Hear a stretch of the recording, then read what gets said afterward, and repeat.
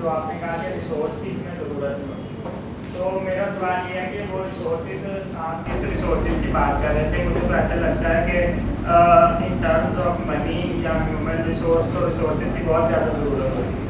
तो सर कुछ लोग इस तरह कहते हैं कि अगर आपने एक पर्टिकुलर ऑब्जेक्टिव अचीव करना है तो आपको पैसों की बिल्कुल ज़रूरत नहीं होती। सही, मैं आपका सवाल समझ गया। आपने ये कहा है कि माइंडसेट के वक्त आपने कहा है कि कोई भी चीज़ आपको माइंडसेट बनाने से रोक नहीं सकती, ठीक है ना? हाँ, ये आपने कहा, मैं इसको मानता हूं, लेकिन ये बात नहीं समझ में आ रही कि जब कुछ भी ना हो, यानी रोटी पकानी है तो आटा हो ही ना, तो कल माइंडसेट से रोटी कैसे पकाएं? ये कह रहे हैं ना आप? ओके, देखिए, जो मैंने इसके बाद आपको दूसरी बात की है, वो दूसरी बात पूरी की पूरी रिसोर्स जनरेशन की है। आपने ये कहा है कि मैं यहां पहुंच जाऊंगा, लेकिन मुझे यहां पहुंचने से कोई नहीं रोक सकता। उसमें से पहली ऑब्स्ट्रक्शन ये है कि मेरे पास रिसोर्स नहीं है। इसकी बुनियाद पर मैं ये फैसला नहीं कर रहा कि मैं वहां नहीं पहुंच जाऊंगा, मैं रिसोर्स हासिल करने के लिए कुछ करूंगा। That's what I am saying. और आप जाके कहेंगे जी कहीं से मुझे ना लोन मिल जाए 2 लाख रुपया, मैं उसका कुछ ना कुछ करता हूं। तो मैंने बिल्कुल ये नहीं कहा। मैं ये कह रहा हूं कि रिसोर्स से मुराद सिर्फ पैसे नहीं होते। रिसोर्स से मुराद आपकी मोटिवेशन है, एनर्जी है, सर्कमस्टांसेस हैं, कंड्यूसिव सर्कमस्टांसेस हैं सारे। आपके अंदर पैशन की कमी है, कुछ भी। यानी मैं आपको ये कह रहा हूं कि माइंड सेट को बनाने के लिए एक्चुअली कोई भी चीज रुकावट नहीं है। लेकिन ऑब्वियसली आप जहां से शुरू करेंगे, कोई इस पेडिस्टल से शुरू करेगा, कोई इस पेडिस्टल से शुरू करेगा, कोई इस पेडिस्टल, तो जो इस पेडिस्टल से शुरू करेगा उसको जरा ज्यादा देर लगेगी। तो ये मैं बिल्कुल ये नहीं कह रहा कि आप उसको सिर्फ हवाओं के अंदर ही आप इसको बनाएंगे। I hope you understood it. अच्छा, देखिए, ऐसा है कि अब चूंकि हमें इसको खत्म करना है अगर मैंने आपको सारी बातें बता दी, मुझे एक तो सारी बातें पता नहीं है, ये तो एक तरह से जो मैंने ज़िंदगी गुजारी है, तो मैं आपको अपनी ज़िंदगी में जो कुछ सीखा है, और आप यकीन करें सीढ़ियाँ चढ़ते वक्त मुझे नहीं मालूम था कि मैं आपसे क्या बात करूँगा। एक आउटलाइन थोड़ी सी मेरे जहन के अंदर थी, तो वो मैंने आपके साथ शेयर किया है। अगर मैं आपको सारी बातें बता दूंगा तो फिर आप अगली दफ़ा तो फिर आपसे मुलाकात की कोई ज़रूरत नहीं होगी।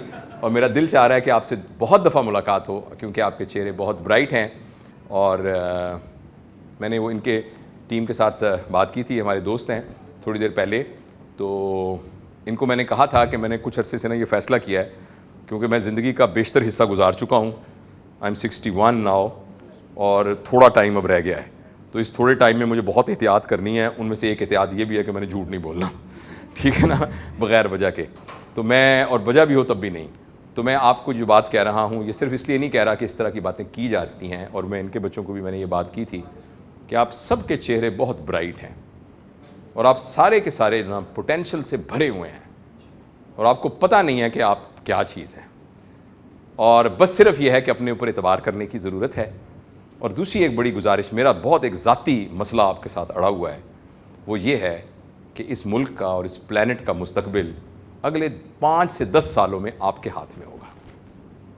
लिहाजा आप पर एतबार करने के अलावा मेरे पास कोई चॉइस ही नहीं है।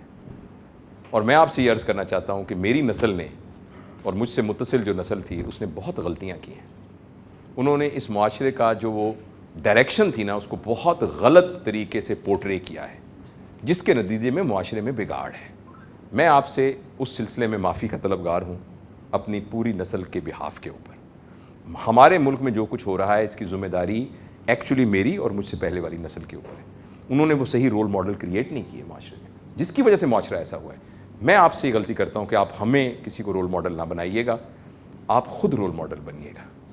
और अब हमने उस पैटर्न से अपने दिमाग को निकालना है, जिस पैटर्न के साथ 70 साल हमने इस मुल्क में गुजारे हैं, और वो गलत पैटर्न के साथ गुजारे हैं। और वो पैटर्न ये था कि जिसके पास पैसा ज़्यादा है वो बड़ा है, जबकि सही पैटर्न ये था वो तमाम चीज़ें जो पैसे से नहीं खरीदी जा सकती, जिसके पास वो चीज़ें हैं वो बड़ा है। पैसा उसको हासिल करने के मीन्स हैं।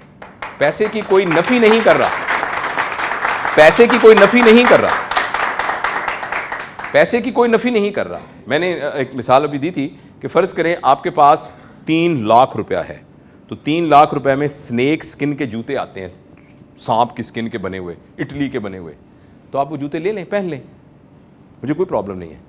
लेकिन वो जूता टोपी नहीं है, उसको सर पे ना रखिए प्लीज़। सर पे वो 10 रुपए की टोपी वही रहेगी जो कि कप लट्ठे की बनी हुई टोपी है। तो पैसे की अहमियत है, आप उसके जरिए 3 लाख का जूता ले, लेकिन जूता टोपी नहीं है। टोपी वही 10 रुपए की है, वो आपके सर को ढांपने की, तो उसको वही मकाम दीजिए जो उसका मुकाम है। उसके कमाने में कोई हर्ज नहीं है, बहुत कमाइए, बहुत कमाइए। अल्लाह करे आपको इतने पैसे संभाले ना जाए जिस तरह एक ज़माने में मदीना में हो गया था।